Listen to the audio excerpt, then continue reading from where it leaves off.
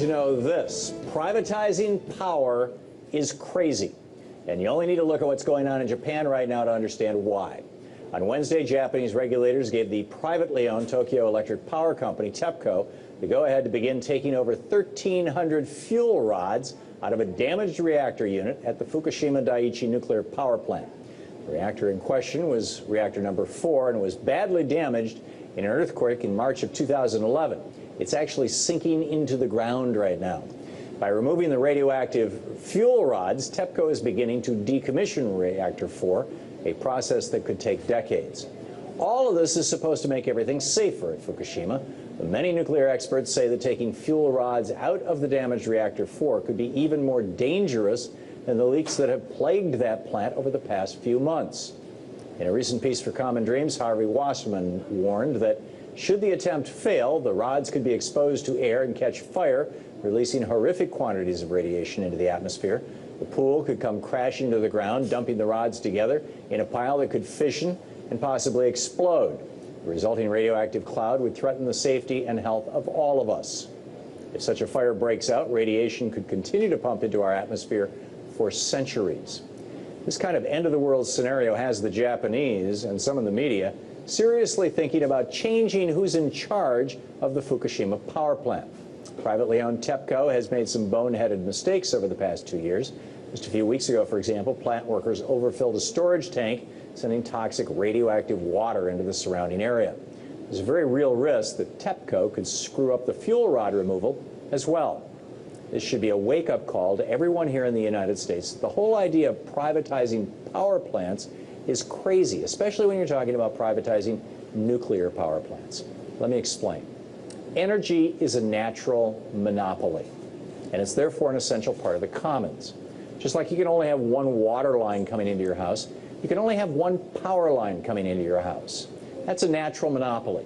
And when one private company controls a resource like water or power, that company can charge whatever it wants for people to use that resource. And that's a pretty dangerous power for any private company that's only answerable to its shareholders and not to we the people to have. Remember, society doesn't just need power plants because they create power. Society needs power plants because electricity actually improves people's lives.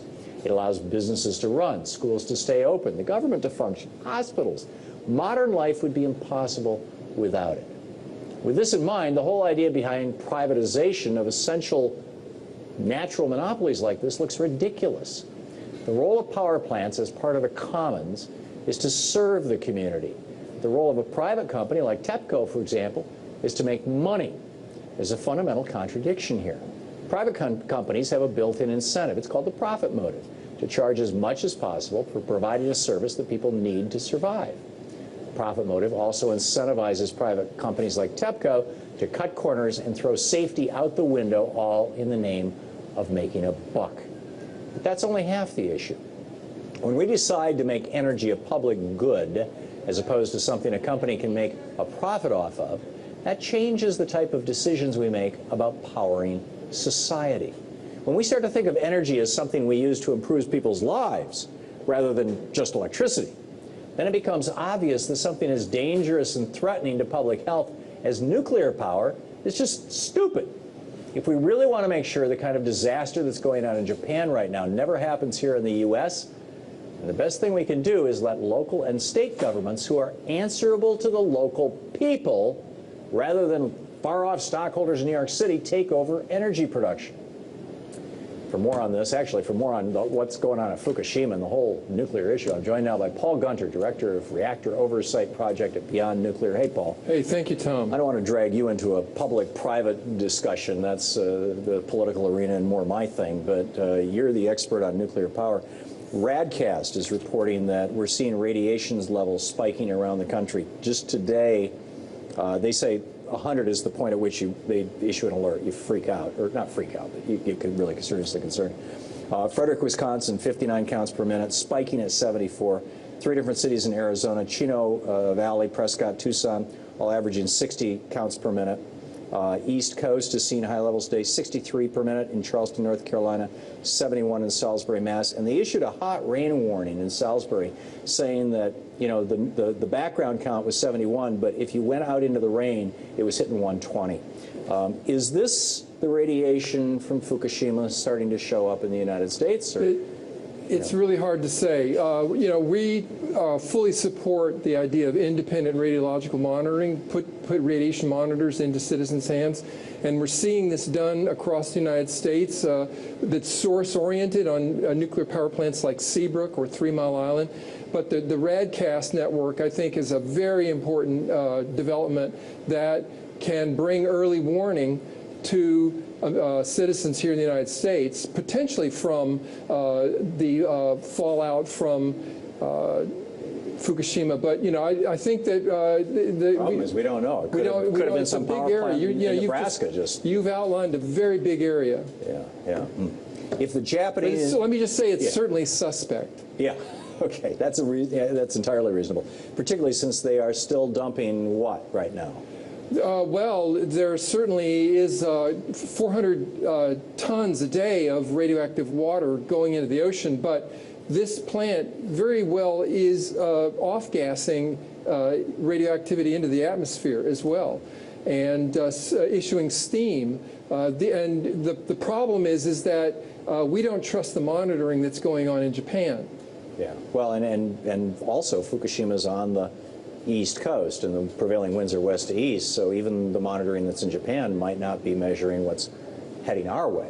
It seems, but anyhow, this fuel rod removal. I've read several pieces. Helen Caldicott was fairly outspoken about this, and while she's been talking about nuclear power for a long time, she's not, you know, really a hair on fire person, and she and others are suggesting. You heard my quote from Harvey Wassman earlier, that if they pull this thing off badly, it could be an order of magnitude worse than Chernobyl. Do I have that right?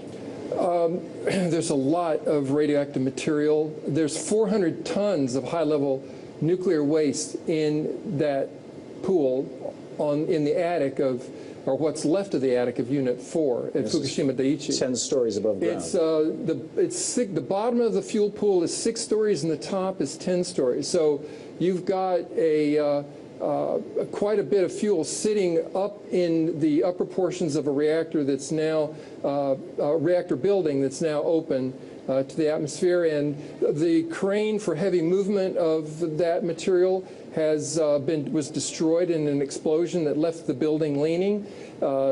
Tokyo Electric Power Company has been shoring up Unit 4, but you know, our basic concern is that Tokyo Electric Power Company is now a symbol for corruption, cronyism, you know, misrepresentation. They've falsified reports. They just got busted for having the Japanese mafia supply them with workers. This is the same company that, when they built Fukushima Daiichi, they leveled the construction site by, they took the construction site down 80 feet. They literally removed the natural tsunami barrier that was there at the site in order to provide easier access, quicker access for machinery to build the Fukushima plant, as well as to cut costs for pumping cooling water. So this whole Fukushima site was essentially leveling the natural tsunami wall. And they did it on bogus predictions that the highest tsunami that would be predicted there was for 10 feet. And, you know, on March 11th, we saw a tsunami that was 45 to 50 feet. But, you know, it was a construct that essentially set in motion a history of falsification, including safety reports. This is the same company that also got caught falsifying 200 different reports on cracked reactor internals from 1977 to 2002 that, you know, were false reports to the government on conditions at this plant that risked public health and safety. And it was all part of a cover-up that they didn't want to shut those plants down that would result in both a cut in production and added cost. So they chose to deliberately falsify reports to the government in order to save money. Now they're the ones that are chiefly in charge of moving over 1,300 fuel rods, 400 tons of high-level nuclear waste in an unprecedented action that could cascade into a much larger catastrophe, reignite this whole scene on a hemispheric scale. Mind-boggling. Paul Gunter, thanks so much for your Thank you so much. Appreciate the great work you're doing indeed. A milestone is being reached in the recovery of Fukushima Daiichi. For the first time since the accident, spent fuel will be removed from the damaged building and stored in a safer, more secure way in these specially designed containers.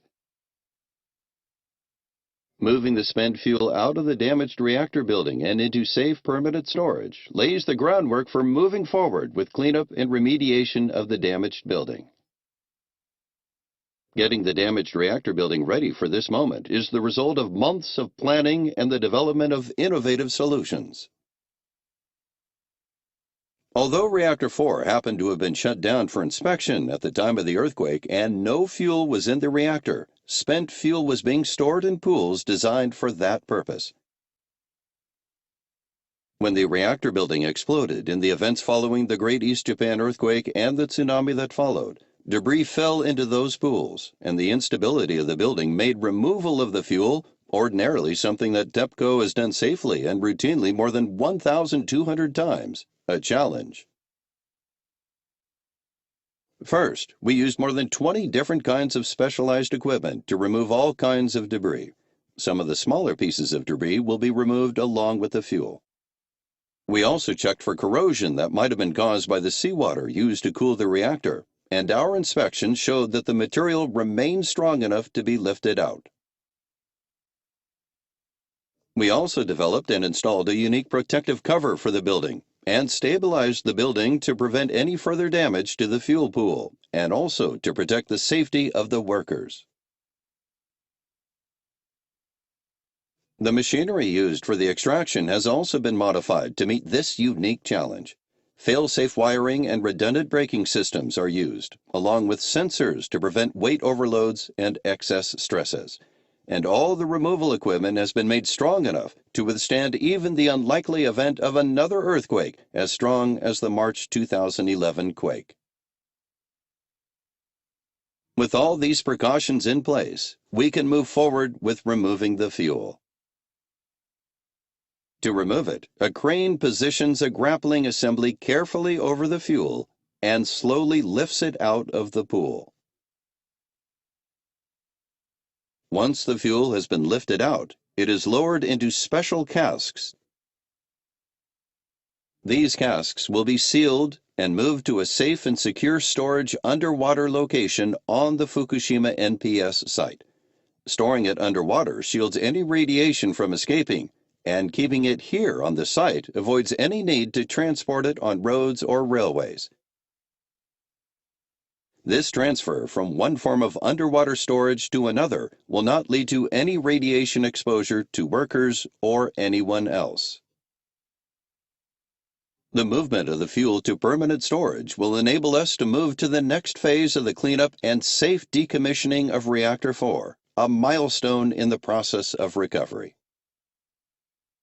It is the product of thousands of hours of hard work by our engineers and other TEPCO employees, and is also the result of the cooperation of international experts from all over the world.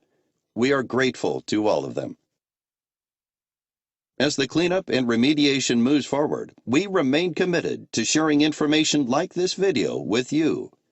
For more information, please visit www.tepco.co.jp.